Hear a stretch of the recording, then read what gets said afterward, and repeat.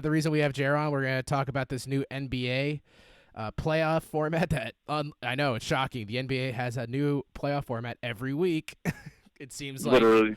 But now we're settling on one that, to me at least, sounds the most interesting of the bunch.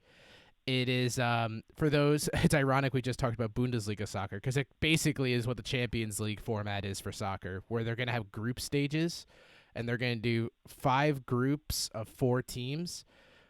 But before they did that, they were saying it could either be like a traditional 16-team, 2-conference playoff format with the 7-game series. It seems like they really want to stick to the 7-game series format, Adam Silver said, because like if they didn't, then people would just consider it like a throwaway season. Because like, have you also heard how they wanted maybe do like the 1-game playoff series?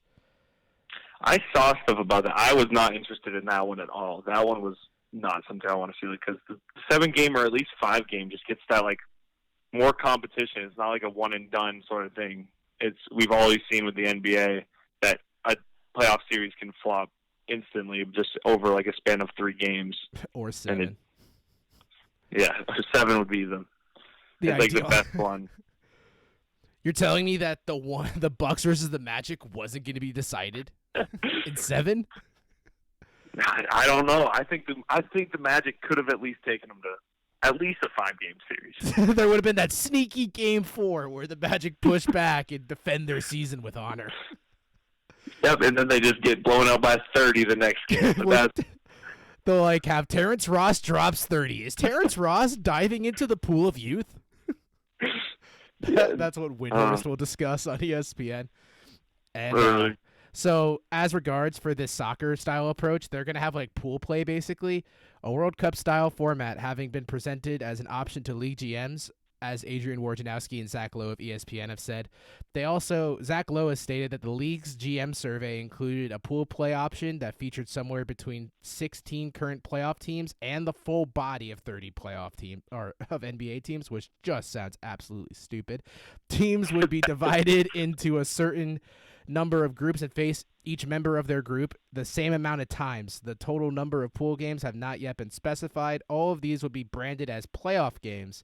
Based on the final standings within each group, 8 teams would advance out of pool play into a bracket that is meant to mimic the normal postseason structure for the playoffs.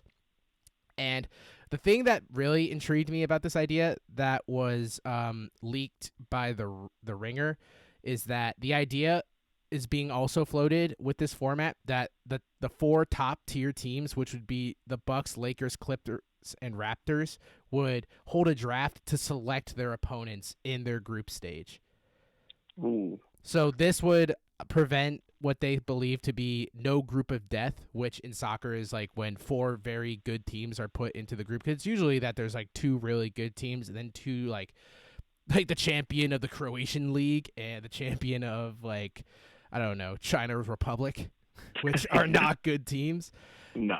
And this would also allow for non-current playoff teams to get a ticket to maybe get past the first round.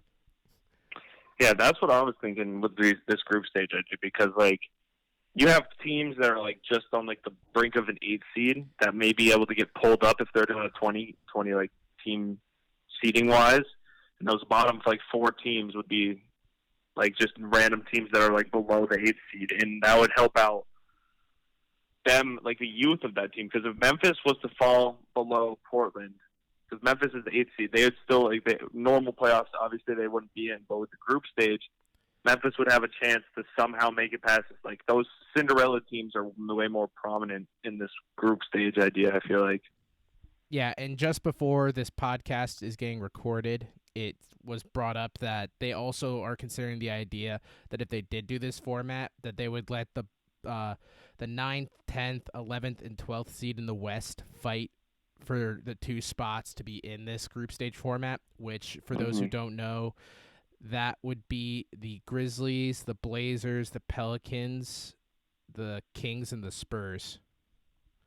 Ooh. That they're going to let fight over it. I'm sorry, Phoenix. Once again, you are no longer in consideration. This must be a real devastating moment for your franchise, seeing as you were a crisp 26-39. Hey, that's better than normal, I feel like. I mean, they usually have like their first 15 wins right off at the beginning, and then they just lose like 30 in a row. No, that's the Minnesota Timberwolves. True. Like in the beginning of the season, we're who was it? Wiggins and Towns being like, "You guys said we wouldn't be anything. Look at us now." And then ESPN's like, "Maybe we were wrong." And then 2 weeks later, they're like, "Ah, no, we're fine." Nah, and then they finally made a move and traded Andrew Wiggins away. Damn, that must have really crushed Fine. every Timberwolves fan on the planet. Thanks for Kevin Love, though.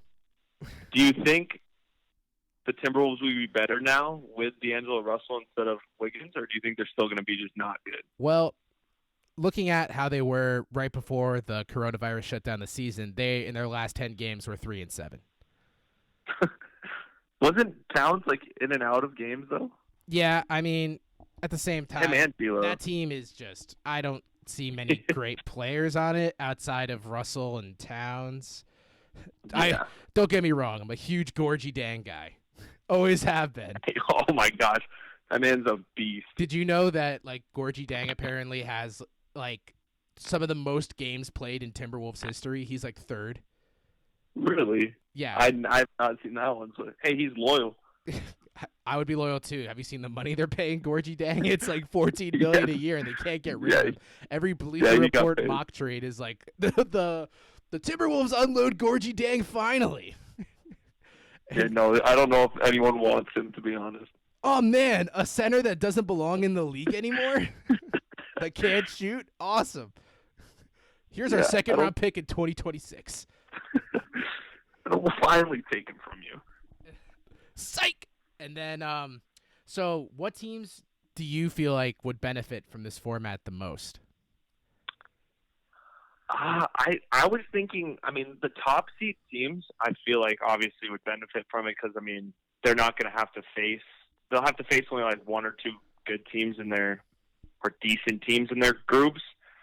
But I feel like it's more so the bottom, like half of the teams that would benefit from it because they have a way better chance to get out of the first round.